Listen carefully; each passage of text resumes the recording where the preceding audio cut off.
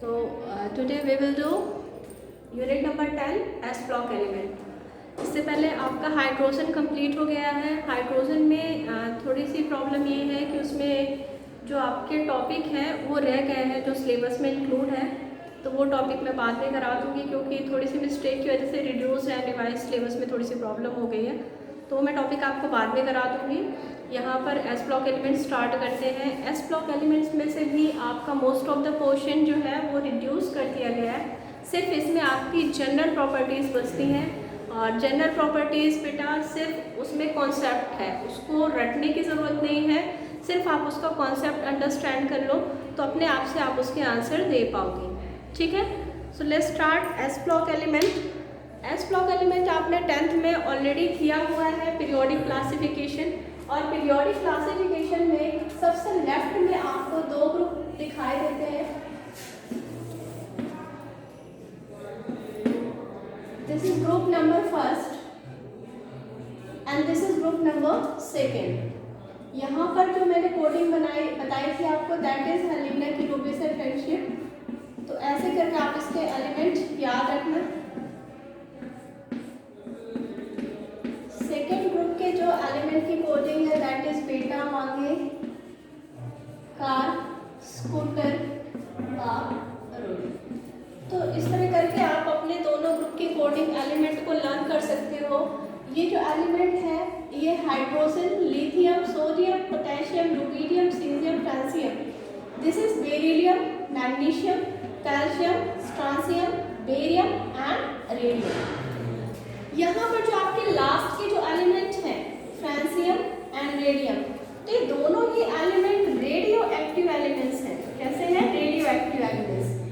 तो radio active elements जो हैं उन एलिमेंट्स की हम स्टडी नहीं करते हैं। क्यों नहीं करते हैं? क्योंकि उनका जो लाइफ पीरियड होता है बहुत ही ज़्यादा शॉर्ट होता है, उसके बाद वो एक्सप्लोड हो जाते हैं, तो उनकी प्रॉपर्टीज़ हम जनरली नहीं पढ़ते हैं। हम जो प्रॉपर्टीज़ पढ़ेंगे वो पढ़ेंगे हाइड्रोजन से सीजियम तक या बेरिलियम से बेरियम तक। यहाँ पर जो आपका ग्रुप नंबर फर्स्ट है it is also known as alkali metal, इसको हम एल्कली मेटल भी कहते हैं। क्या कहते हैं? Alkali metal. एल्कली मेटल क्यों कहते हैं? Alkali word is used for those substance whose bases are soluble in water. ये एल्कली वर्ड किसके लिए यूज किया जा सकता है? कि जिनके bases are soluble in water, soluble in water. तो यहाँ पर जो आपके इनके बेस होंगे like lithium hydroxide, sodium hydroxide, potassium hydroxide, तो ये सारे ही वाटर में सॉल्युबल होंगे और यही रीजन है हम इन्हें कहते हैं एल्कली। अब मेटल क्यों कहते हैं? Because these two groups are metals. ये क्या है? मेटल्स हैं, बट कैसे मेटल्स हैं? They are soft metal. ठीक है, इतने सॉफ्ट है कि they can cut with the help of knife, कि हम इनको नाइफ की हेल्प से कट कर सकते हैं। तो इनका नेम क्या है? फर्स्ट वाले ग्रुप का एल्कली मेटल। रीजन समझ में आ गया? Now second group. Second group को हम कहते हैं alkaline earth metal. Alkaline earth metal. Metal का तो रीजन आपको समझ में आ गया कि ये भी आपका मेटल है। Alkaline word is basic. तो इनके लिए क्या है कि इनके ऑक्साइड्स जो होते हैं they are basic in nature, तो इस वजह से इनको अल्कलाइन, क्योंकि अर्थ क्रस्ट से एक्सट्रैक्ट किए जाते हैं, नीचे से आपके निकाले जाते हैं अर्थ क्रस्ट से, तो इसलिए हम इनको बोलते हैं अल्कलाइन अर्थ मेटल। तो ये हो गया इनके अदर नेम। अब जो हम प्रॉपर्टीज पढ़ेंगे वो हम पढ़ेंगे ग्रुप नंबर फर्स्ट की। वैसे दोनों की प्रॉपर्टी सेम है, तो इसलिए ग्रुप नंबर फर्स्ट है वो मैं थोड़ा सा आपको ब्रॉड वे में बताऊंगी, एंड ग्रुप नंबर सेकेंड उसमें आपने ही रिप्लाई करना है। मैं उसमें ज़्यादा कुछ नहीं बताऊंगी, शॉर्ट में उसको बताऊंगी, क्योंकि प्रॉपर्टीज आपको समझ में आ गई तो वो आपको इजीली कॉन्सेप्ट समझ में आ गया तो कोई प्रॉब्लम नहीं होगी प्रॉपर्टीज करने में। तो चलो अब हम इसको डिस्कस करते हैं, इसकी प्रॉपर्टीज। प्रॉपर्टीज से पहले इनकी अकरेंस के कहाँ पाए जाते हैं, तो ये नेचर में प्रेजेंट होते हैं। आपको पता है कि सोडियम है, पोटेशियम है, ये in the form of halides present in the sea. आपके सी में आपके प्रेजेंट होते हैं सॉल्ट की फॉर्म में। अर्थ क्रस्ट में आपका कार्बोनेट है, सिलिकेट्स है, लिथियम सिलिकेट, ये अर्थ क्रस्ट वगैरह में आपके प्रेजेंट होते हैं जहाँ से ये एक्सट्रैक्ट किए जाते हैं। क्लियर? तो चलो सबसे पहले जो प्रॉपर्टीज है दैट इज इलेक्ट्रॉनिक कॉन्फ़िगरेशन। हम सबसे पहले ग्रुप नंबर फर्स्ट डिस्कस करेंगे। ग्रुप नंबर फर्स्ट यानी अल्कली मेटल। तो इनका इलेक्ट्रॉनिक कॉन्फ़िगरेशन, इलेक्ट्रॉनिक कॉन्फ़िगरेशन, तो क्योंकि आप s ब्लॉक एलिमेंट पढ़ रहे हो तो these two are s block element. यहाँ जो फर्स्ट ग्रुप है इसमें आपको पता है दिस इज s ब्लॉक, है ना, यही होता है s ब्लॉक। इसमें एक ही ब्लॉक होता है एंड मैक्सिमम इसमें 2 इलेक्ट्रॉन्स आ सकते हैं। क्लियर? तो जिसमें इस ब्लॉक में 1 इलेक्ट्रॉन होता है that is group number first, and group number second की जो इलेक्ट्रॉनिक कॉन्फ़िगरेशन है उसमें s में 2 इलेक्ट्रॉन्स होते हैं। तो अगर मुझे जनरल कॉन्फ़िगरेशन लिखनी हुई तो मैं क्या लिखूंगी इसकी कॉन्फ़िगरेशन? अगर मुझसे अल्कली मेटल की पूछता है, अगर टोटल मुझसे s ब्लॉक की पूछते हैं दोनों ग्रुप की, तो I will write NS1 to 2 पूरे s ब्लॉक की कॉन्फ़िगरेशन। ठीक है? और अगर मुझसे पूछता है अल्कली मेटल की, तो अल्कली मेटल की कॉन्फ़िगरेशन है NS1। ठीक है? तो ये हो गई इलेक्ट्रॉनिक कॉन्फ़िगरेशन। कैसे? इसका एटॉमिक नंबर है 1, ठीक है, इसका 3, इसका 11। आप इसको करके देखो, 1 है तो 1 ही होगा, 3 है तो क्या होगा 1s2, 2s1, ये होगा 1s1।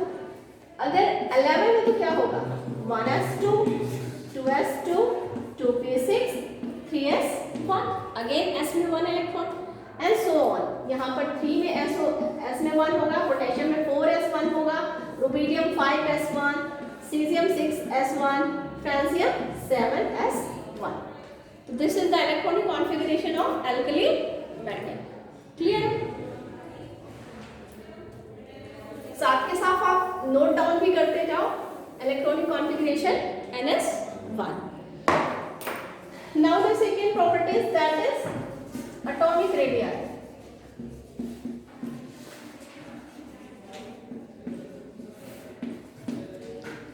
Atomic radius, atomic radius क्या है सबसे पहले आप समझ लो।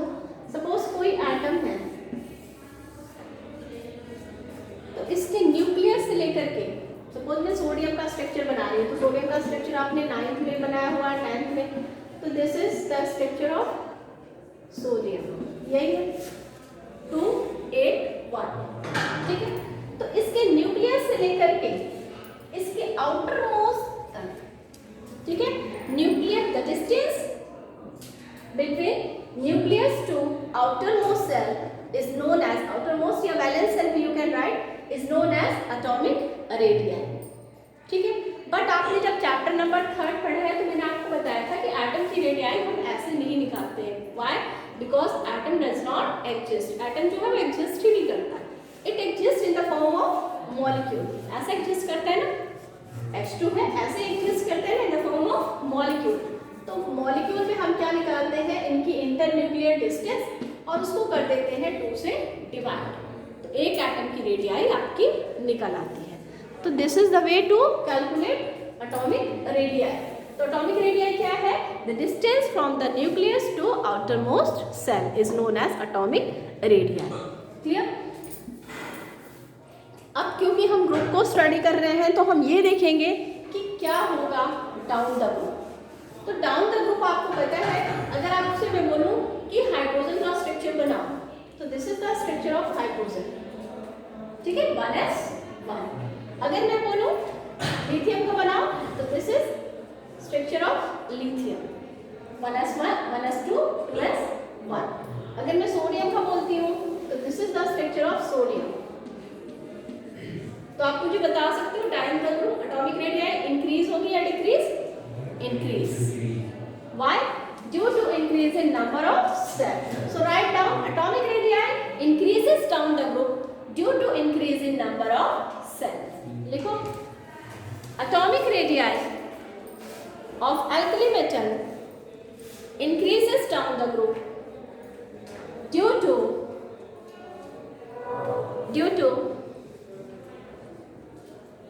increase in number of cells.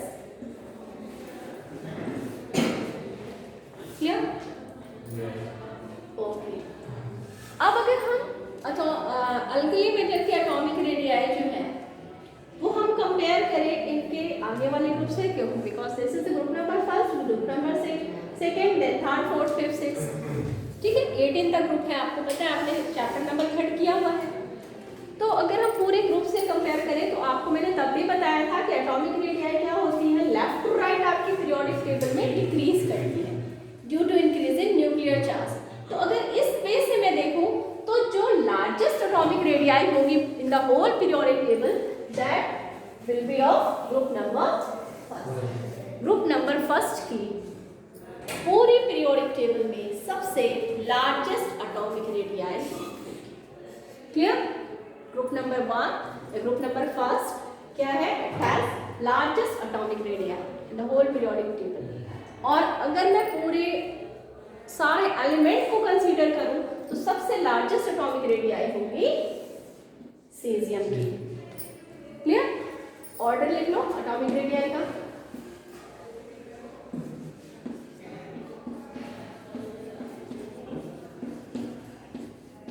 Francis हम अपना स्टडी नहीं करते।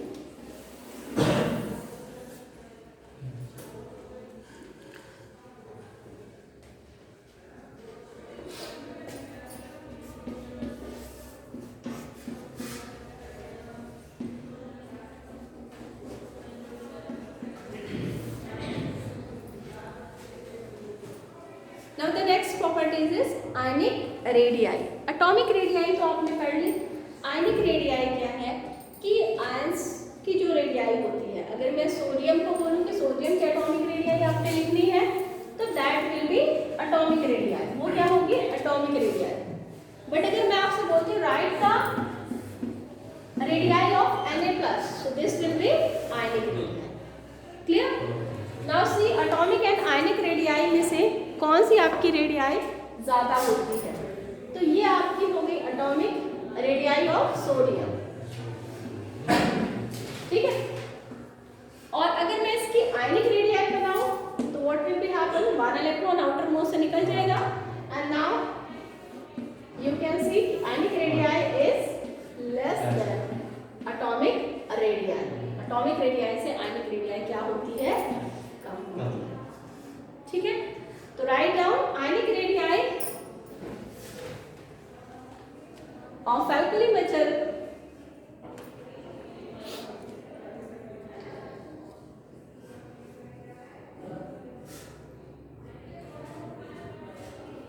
ionic radii of alkali metal is less than atomic radii, is less than atomic radii and it will increases down the group, down the group same चीज होगी, increase होगा, क्यों? क्योंकि number of shells, why? Because number of shells are increasing, क्योंकि number of shells क्या हो रही है, इंक्रीज हो रही है। Now the third characteristic that is ionization enthalpy. Fourth, ionization enthalpy.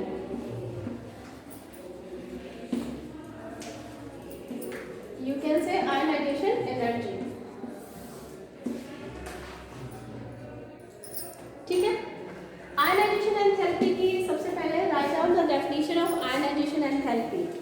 Ionization enthalpy यही है जो मैंने अभी आपको करके दिखाया कि मैंने सोडियम में से क्या किया, मैंने इसका आउटर मोस्ट इलेक्ट्रॉन रिमूव कर दिया, ठीक है?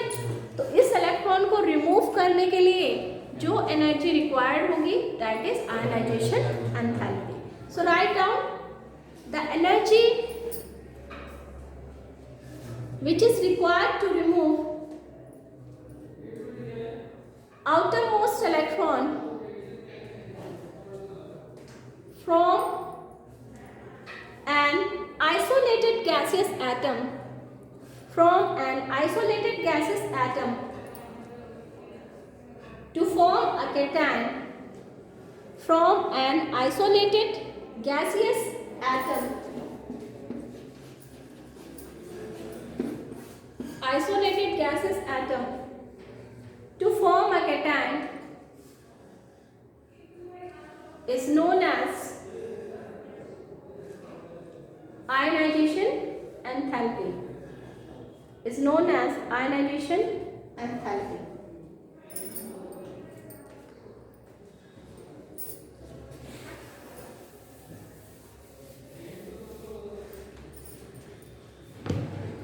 Now ionization enthalpy देखो बेटा, अगर किसी भी एटम का एटॉमिक साइज छोटा है, सपोज मैं लिथियम की बात कर रही हूँ, तो ये इलेक्ट्रॉन्स होते हैं, आपको पता है, दे आर नेगेटिवली चार्ज, और ये है न्यूक्लियस जिसमें होता है proton, that is positively charge, ठीक है, जिसको हम बोलते हैं न्यूक्लियर चार्ज, जो क्या है न्यूक्लियर चार्ज।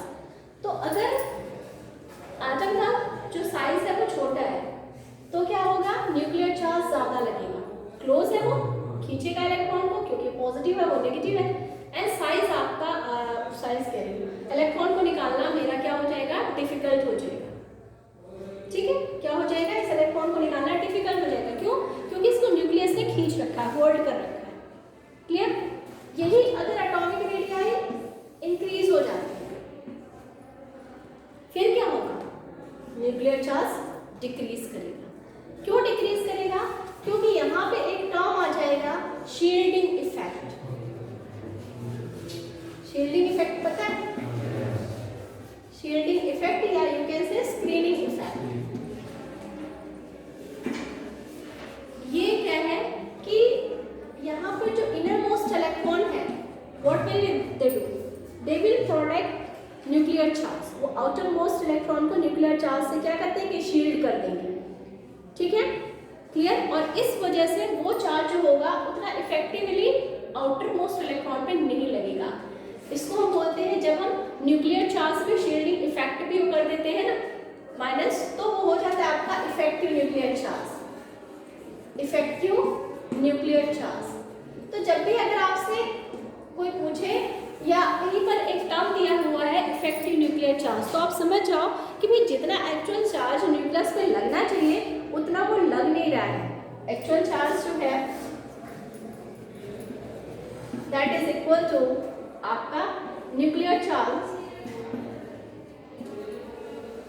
न्यूक्लियर चार्ज इतना है, उसमें से क्या है आपका शील्डिंग इफेक्ट भी लग रहा है ना उसमें, ठीक है। तो शील्डिंग इफेक्ट, सॉरी माइनस कर, जो शील्डिंग इफेक्ट है वो तो हम उसको तो काउंट ही नहीं कर रहे हैं, हम तो सोच रहे हैं कि भाई इसमें सपोज 100 लग रहा है चार्ज, हम कह रहे हैं इसमें 100 लग रहा है आउटर पे, बट वो जो चार्ज जो शील्ड हो रहा है उसका क्या इतना पहुंचना चाहिए। जैसे सनरेज है, अगर कहीं पर अगर थोड़ा सा जैसे वो होता है ना फॉरेस्ट वगैरह, तो वहाँ पे उतनी सनलाइट नीचे तक नहीं पहुँचती ना, क्यों, क्योंकि ट्रीज उस चार्ज को, उस लाइट को शील्ड कर रहे हैं। तो ऐसे ही इनर मोस्ट इलेक्ट्रॉन जो है आउटर मोस्ट इलेक्ट्रॉन तक चार्ज पहुंचे उसको शील्ड कर देते हैं, उसकी वजह से उतना चार्ज नहीं लगता और ये इलेक्ट्रॉन इजीली रिमूव हो जाते हैं, क्लियर। तो अब आपको दोनों ही फैक्टर समझ में आ गए होंगे कि अगर आपका साइज इंक्रीज होता है तो भी आयनाइजेशन एंथैल्पी आपकी क्या होगी, डिक्रीज करेगी, क्यों, क्योंकि न्यूक्लियर चार्ज नहीं होगा। तो रीजन लिख लो कि ionization enthalpy increases down the group, ionization enthalpy increases down the group,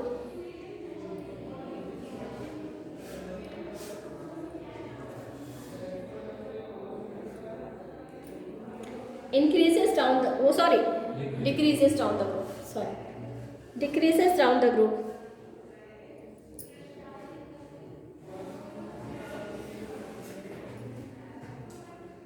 because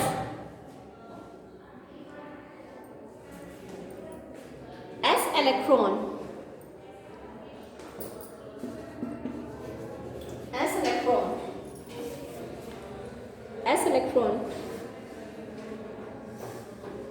become farther दूर होते जाते हैं due to increase in number of cells,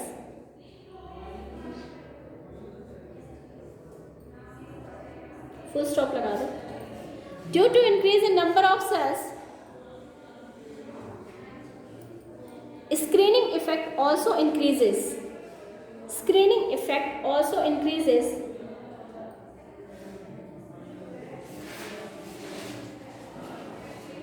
As a result, nuclear charge, effective nuclear charge decreases. As a result, effective nuclear charge decreases, and thus ionization enthalpy decreases from lithium to cesium.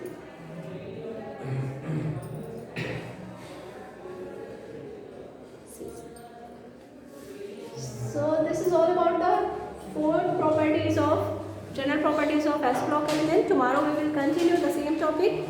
So goodbye and have a nice day.